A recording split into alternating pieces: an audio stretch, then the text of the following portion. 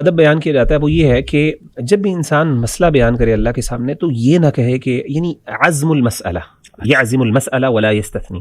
یعنی کہ ایک بندہ جب بھی کرے تو وہ نہ ایسا نہ کرے کہ اللہ تو چاہے تو دے دے، یہ منع کیا گیا۔ حدیث میں آتا ہے اللہ کے رسول نے فرمایا کہ تم میں سے کوئی بندہ یہ نہ کہے اللہم اغفر لی ان شئت، اللہ مجھے معاف کر دے اگر تو چاہتا ہے۔ آپ نے کہا تو کوئی بندہ اللہ کو کسی چیز میں مجبور نہیں کر سکتا، تم احسان چڑھا رہے ہو اللہ پہ اللہ معاف کرے،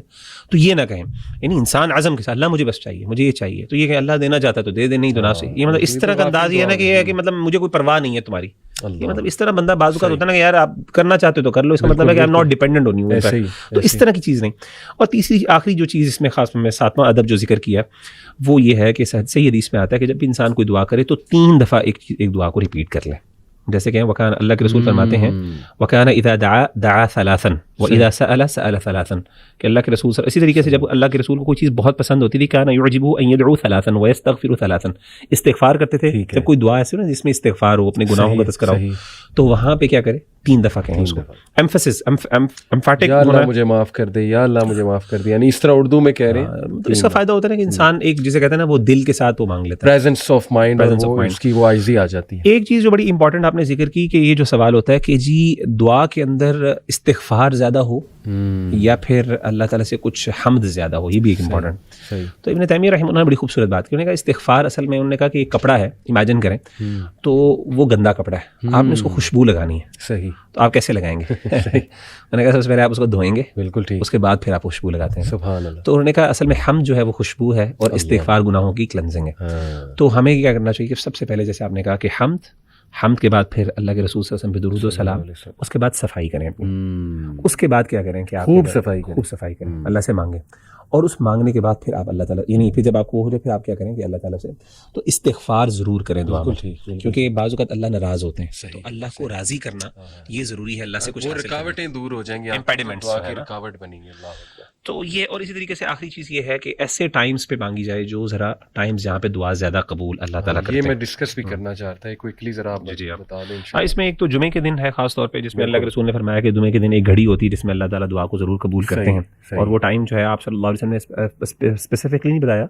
وہ عصر کے بعد، عام علماء نے کہا عصر کے مختلف آراء ہیں، کچھ نے جمعے خطبے کے دوران بھی کہا ہے، اور کچھ نے مختلف آراء ہیں، اور ان سب کے ادلہ دلائل ہیں۔ جو سب سے اسٹرانگ اوپینین ہمارے اساتذہ کو لگتی وہ یہ تھی کہ جی عصر کے بعد سے لے کے مغرب کے درمیان کو یہ گھڑی ہے، اور اس میں جو بندہ ایگر ہوگا اس کو مل جائے گی، اور ایگرنیس آپ مطلب مانگیں گے اللہ آپ کو توفیق دے دیں گے۔ دوسری چیز یہ ہے کہ خاص طور پہ اذان اور اقامت کے درمیان حدیث میں آتا ہے، اس میں آپ نے فرمایا اللہ کے رسول نے فرمایا الدعاء لا يرد بین الاذان والاقامہ۔ اسی طریقے سے سردے کی حالت میں اس میں ایک ایڈ کر دوں کہ استغفر اللہ، ہم لوگ اکثر لیٹ جاتے ہیں نماز میں، اب دیکھیں کتنا بڑا موقع ہم ضائع کر رہے ہیں کہ اذان اور اقامت کے درمیان کوئی ٹائم 10 منٹ تو ہوتے ہیں، اذان جب ہو جاتی، ہماری عادت ہے کہ مسجد میں انٹر تب ہونا ہے یا تو وہ تکبیر اولیٰ مس ہو چکی ہوگی یا پھر ایک رکعت مس ہو چکی ہوگی، تو یہ کتنی بڑی اپرچونٹی ہم لوگ جو ہے وہ ضائع کر رہے ہیں، اللہ اکبر۔ تو اذان اور اقامت کے درمیان جی، اور اسی طریقے سے علی بھائی جو ہے وہ ہے سفر کے دوران، روزے کی حالت میں، اور جب انسان پہ ظلم ہوا ہو، انسان مشکل میں ہو، تو آپ صلی اللہ علیہ وسلم نے فرمایا ثلاث دعوات مستجابات، 3 دعائیں ایسی ہوتی ہیں جو اللہ تعالیٰ ضرور قبول کرتے ہیں۔ دعوت الصائم، روزے کی حالت میں جب انسان ڈسٹریس میں ہوتا ہے اس وقت، اور ایسا ڈسٹریس ہو جس میں انسان اللہ پہ صبر کر رہا ہو، اسی لیے علماء کہتے ہیں صبر کی حالت میں جب مشکل آئی ہو نا انسان پر، اس وقت جہاں پہ آپ صبر کر رہے ہیں نا، اور آپ اس کی تکلیف کو برداشت کر رہے ہیں، اب وہ آپ کے پاس ایسی اپرچونیٹی ہوتی ہے کہ آپ اللہ تعالیٰ سے کچھ منوا سکتے ہیں اس ٹائم پہ، چلے آپ پر یہ مشکل تو آئی ہوئی ہے، اللہ چلے میں اس کو برداشت کروں، اللہ مجھے اس کی جگہ فلاں چیز عطا کر دے۔ تو ایسے موقع پر اس اپرچونیٹی کو بعض اوقات لوگ نا وہ باویلا کر کے، رود ہو کے نا، اور شکوے کر کے ضائع کر دیتے، تو وہ اپرچونیٹی تھی جہاں پہ اللہ کی رحمت، یعنی اللہ دیکھ رہا ہے میرا بندہ تکلیف میں ہے اور وہ صبر کر رہا ہے، اللہ کو اس کی دل کی کیفیت، اور اس موقع پر جب آپ دعا مانگتے ہیں نا اللہ سے تو آپ کی ایک بہت کیفیت ہوتی ہے، تو ایسے موقع پر انسان بڑا کچھ مانگ سکتا ہے، تو علماء کہتے ہیں اس موقع پر جو ہے انسان بعض اوقات نظر انداز کر دیتا ہے، جیسے ام سلمہ نے انا للہ و انا الیہ اس موقع پر بہت اچھی مثال دی ہے، بالکل ایسے اللہ کے رسول مل گئے ان کو نا، اپنے ہسبینڈ کو چھوڑ کے اللہ کے رسول مل گئے۔ تو ایک تو روزے کی حالت میں ودعوت المظلوم، مظلوم کی دعوت یعنی دعا اللہ نہیں رد کرتے، اور اسی طریقے سے ودعوت المسافر، سفر، یہ تینوں حالتیں ایسی ہیں جہاں پہ انسان ڈسٹریس میں ہوتا ہے، یعنی روزے کی حالت میں بھی انسان پر تھکا ہوتا ہے، اور اس طریقے سے ظلم ہو رہا ہو جب بھی، اور اس طریقے سے جب سفر کر رہا ہو تب بھی انسان تھکا ہوتا ہے، ان تینوں حالتوں میں اللہ تعالیٰ۔ اچھا، اسی طریقے سے جو آخری چیز ہے وہ ہے الدعاء فی حال السجود، سردی کی حالت میں نا وہ جو دعا ہے خاص طور پہ وہ اس موقع کے اوپر اللہ کے رسول صلی اللہ علیہ وسلم نے فرمایا اقرب ما یکون العبد من ربه وهو ساجد فاکثروا الدعاء، سردی کی حالت میں کثرت سے دعا کیا کرو. اس میں علماء کہتے ہیں بہرحال کہ سردی کی حالت میں فرضی نمازوں کے اندر آپ پڑھ سکتے ہیں لیکن عربی میں پڑھیں اور اردو میں نہ پڑھیں. لیکن بعض علماء نفلی عبادتوں میں اجازت دیتے ہیں کہ اگر آپ نے اردو میں بھی مانگنی ہے نفلی عبادتوں میں تو وہ بھی اجازت دیتے ہیں، لیکن بعض محتاط اوپینین یہی ہے یا آپ کوئی جنرل دعا سجدے میں کریں اور اپنی جو دعائیں دل میں ذہن میں لائیں وہ کرتے ہیں. صحیح. چھٹی جو چیز ہے وہ جو علماء نے فرمایا ہے وہ یہ ہے کہ بڑے مزے کی ہے، وہ ہے کہ جب انسان مرغے کی آواز سنے عند سماع سیاح الدیک، تو یہ حدیث بھی صحیح غالباً صحیح بخاری کی حدیث ہے. ماڈرن سویلائزیشن لوگوں تو آتی ہی نہیں مرغے کی آواز. ہمارے پاس مرغے ہوتے ہی نہیں، ہمارے پاس تو بوائلر ہوتا ہے. پتہ نہیں مرغا ہوتا ہے کہ نہیں. ایک فنی میں کلپ دیکھ رہا تھا، ایک عالم وہ کہتے ہیں یہ مرغا نہیں ہے اس کو چکن کہتے ہیں. آپ نے دیکھا ہے بہرحال ود ڈیو رسپیکٹ، ٹھیک ہے، تو اس کو ہم ہین نہیں کہتے، اس کو ہم چکن کہتے ہیں. یہ جی مزے کی فنی بات ہے. اچھا جی، تو اذا سمعتم اصوات الدیک فسلوا اللہ من فضلہ فانها رأت ملکا.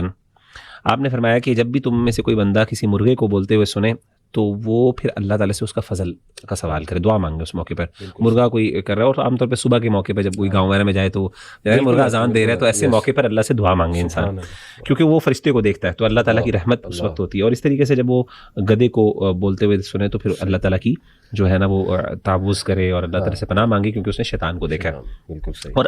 آخری چیز جو ہے نا وہ ہے مجالس کے اندر جو ذکر کی مجالس ہیں، جہاں پہ جب اللہ کے دین کی بات ہو رہی ہو، ایسے موقع پہ اگر کوئی بندہ بیٹھا ہوا ہے اس مجلس کے اندر تو اس موقع پر انسان کے دل میں اگر کوئی بات آتی ہے وہ اللہ سے مانگ لے. تو اس وقت اصل میں اللہ کے رسول نے فرمایا کہ اس وقت اللہ کے فرشتے ہوتے ہیں جو اس نے ان کو ڈھانپا ہوتا ہے، اور اللہ پوچھتے ہیں کہ میرے بندے اس ٹائم کیا مانگ رہے ہیں اور وہ کس وجہ سے کر رہے ہیں. تو کہتے ہیں اللہ تیری آگ سے بچنا چاہ رہے ہیں، تیری جنت کا سوال. اللہ کہتے ہیں میں نے سب کو دے دیا. لمبی حدیث ہے، بڑی مشہور حدیث ہے، صحیح بخاری کی، صحیح مسلم کی. تو ان موقعوں پر جو ہے خاص طور پہ دعا مانگنا، تہجد میں پھر دعا مانگنا رات کو، جیسے کہ حدیث میں آتا ہے کہ اللہ کے رسول نے فرمایا جب آخری ٹائم ہوتا ہے سحری کا ٹائم، وہم بالاسحار هم مستغفرون یستغفرون، کہ جب وہ سحری کے وقت میں وہ استغفار کرتے ہیں. تو سحری کا ٹائم جو ہے بالکل جو تھرڈ لاسٹ کوارٹر ہوتا ہے لائٹ رات کا، اس کوارٹر کے اندر خاص طور پہ دعا مانگنا، یہ چیز اس میں اللہ تعالیٰ دعا قبول کرتا ہے. تو یہ کچھ ٹائم تھے بہت زبردست. بہت ایک بڑا امپورٹنٹ سوال، بددعا کر سکتے ہیں کسی کے لیے؟ کیونکہ یہ کئی لوگ سوال بھی پوچھتے ہیں. اللہ کے نبی صلی اللہ علیہ وسلم نے بھی بالکل عمومی ایک مزاج جو پایا جاتا ہے وہ مظلوم جو ہے اس کی تو دعوت اللہ قبول کرتا ہے. تو اتقوا دعوت المظلوم حدیث میں بھی آتا ہے کہ دعوت، کیونکہ اللہ اور اس کے درمیان کوئی پردہ نہیں ہوتا. تو ایک بندے پہ ظلم ہوا تو یہ اب وہ ظلم بعض اوقات نا ایک ریلیٹیو ٹائم بھی ہے. اب ایک بندہ سمجھ رہا ہے میرے پر ظلم، حالانکہ اس بیچارے نے ظلم نہیں کیا آپ کے اوپر. تو ایک بات یہ ہے کہ بد دعا جو ہے نا، اسی لیے بد دعائیں ان نیسیسریلی کرنا اتنی لمبی اس چیز کو ناپسند کیا گیا. لیکن اگر ایک ڈیفینیٹلی انسان پہ ظلم ہوا ہے تو اس موقع پر، تو ایسے موقع پر نا علماء نے ایک بڑا اچھا طریقہ بتایا. علماء کہتے ہیں جنرل دعا کر دیں، اللہ اس کو وہ دے جو یہ مستحق ہے، جس کا اللہم علیہم من اللہ ما یستحق، یعنی اللہ ان پر وہ کوئی آپ کو اسپیسیفک نہ کہ اللہ ان پر لعنت ہو. مومن ویسے بھی لعنت نہیں بھیجتا، وہ لعان نہیں ہوتا، حدیث میں آتا ہے. تو اسپیسیفکس میں نا اگین جب، کیونکہ دیکھیں جتنا زیادہ آپ رسپانسبلٹی کا برڈن اپنے اوپر سے اتارے اتنا بہتر ہے. پیاری بات ہے. لیکن یہ جیسے اب غزہ میں چل رہا ہے، ہاں بالکل، اس میں تو اللہ کے نبی نے بھی دعائیں کی نا، وَذِلَّ الشِّرْكَ وَالْمُشْرِكِينَ. وہ تو دشمن، یعنی دیکھیں دشمن اور کفار جو حملہ کر رہے ہیں بالکل اس میں تو دوسری رائے نہیں. یہ ایسے ہے ہمارے دنیاوی معاملات، یعنی کسی نے آپ کے ساتھ زیادتی کر دی ہے. اچھا ہوتا ہی ہے کہ آپ کے ساتھ زیادتی کی، لیکن ہو سکتا ہے وہ بندہ دوسرے معاملات میں بہت اچھا ہو اور وہ توبہ استغفار کر لے، اس کے بعد میں اصلاح ہو رہے. تو ایسے موقع پر آپ اپنا حق تو اللہ سے مانگ سکتے ہیں، اور ایسے موقع پر لعنت تان کرنا تو آپ جنرلی کہ اللہ اس کو جو عطا کر، اور بڑا دل انسان کرے. اس کی ایک سائڈ آپ کے سامنے ہوئی ہو سکتا ہے، باقی سائڈ اس کی اچھی ہوں، تو یہ کہ ذرا احتیاط کر کے جنرل سی کوئی بات. ہاں لیکن اس میں کوئی منع بھی نہیں ہے. جو مظلوم، دیکھیں مظلوم کو منع بھی نہیں ہے کہ بنا کر، ہاں صحیح وہ کر سکتا ہے، لیکن بہتر یہ ہے کہ وہ اگر اس کو معاف کر دے یا پھر اس کے لیے جنرل کوئی دعا کر لے، زیادہ بہتر ہے. لعن تان نہ کرے، جس طرح ہمارے یہاں اللہ معاف کرے گالیاں دینا اور وہ اس طرح کی چیزیں